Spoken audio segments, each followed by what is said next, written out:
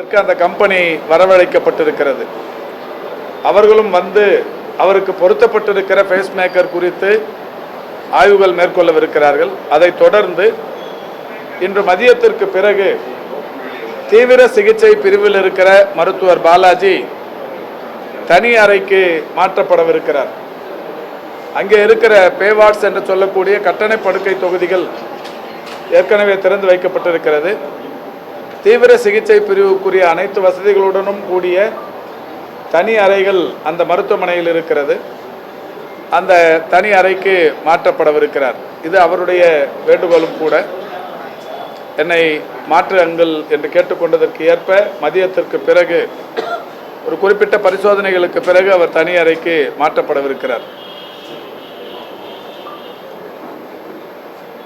அந்த சம்பவத்தில் ஈடுபட்ட விக்னேஷ் என்கின்ற இளைஞரை நேற்றைக்கு மருத்துவமனையில் பணியாற்றி கொண்டிருந்த காவலர்களே பிடித்து காவல்துறையினரிடத்தில் ஒப்படைத்ததை அனைவரும் அறிவீர்கள். அவரின் மீது காவல்துறை கடுமையான சட்ட பிரிவுகளின் கீழ் வழக்கு தொடுத்திருக்கிறது. ஒரு 7 பிரிவுகளின் கீழ் அவர் மீது வழக்கு தொடுக்கப்பட்டிருக்கிறது.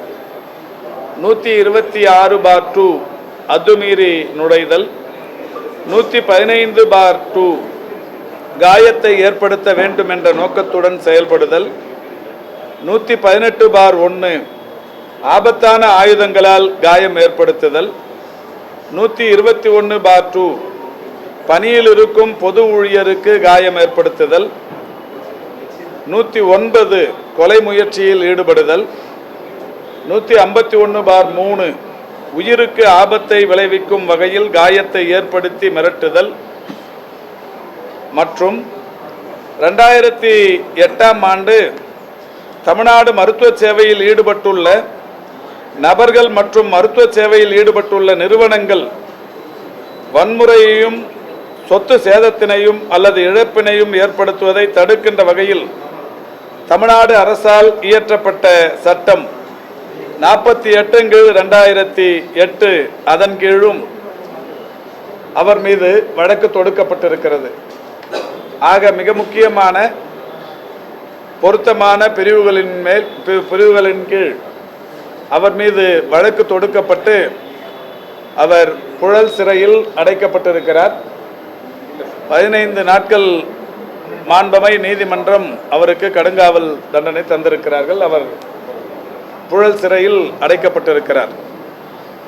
இந்த நிலையில் மக்கள் நல்வாழ்வுத்துறையின் சார்பில் மாண்புமிகு தமிழ்நாட்டின் முதலமைச்சர் அவருடைய அறிவுறுத்தலோடு ஏற்கனவே மேற்கு வங்கம் போன்ற மாநிலங்களில் நடைபெற்ற சம்பவங்களை ஒட்டி தமிழ்நாட்டின் மருத்துவ கட்டமைப்புக்கு என்னவெல்லாம் புதிய சீர்திருத்தங்களை செய்திட வேண்டும் என்று மாண்புமிகு முதல்வர் அவர்களுடைய வலியுறுத்தலுக்கு ஏற்ப தலைமைச் செயலாளர் கடந்த ஆகஸ்ட் திங்கள் 19ஆம் தேதி ஒரு உயர் அலுவலர்களுடனான கூட்டம் ஒன்றை நடத்தி மருத்துவமனைகளின் பாதுகாப்பு ஏற்பாடுகள் குறித்து பல்வேறு முடிவுகளை எடுத்தார்கள்.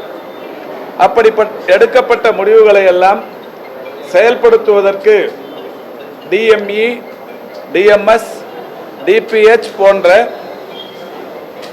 அலுவலர்களுக்கு தகுந்த உத்தரவுகளும் பிறப்பிக்கப்பட்டிருக்கிறது. அதன் அடிப்படையில் பிறப்பிக்கப்பட்ட 1-2 உத்தரவுகளை உங்கள் முன்னால் சொல்லுகிறேன். அனைத்து அரசு மருத்துவக் கல்லூரி மருத்துவமனை மற்றும் இதர அரசு மருத்துவமனைகளில் காவல் மற்றும் சுகாதாரத்துறை இணைந்து பாதுகாப்பு குறித்து கூட்டு தணிக்கை நடத்தப்பட வேண்டும் என்று சொல்லப்பட்டிருக்கிறது. மருத்துவமனைகளில் நிறுவப்பட்டுள்ள அனைத்து CCTV கேமராக்களும் செயல்படுவதை உறுதி செய்ய வேண்டும் என்றும் அதனுடைய காட்சிகள் தொடர்ந்து கண்காணிக்கப்பட வேண்டும் என்றும் அறிவுறுத்தப்பட்டிருக்கிறது.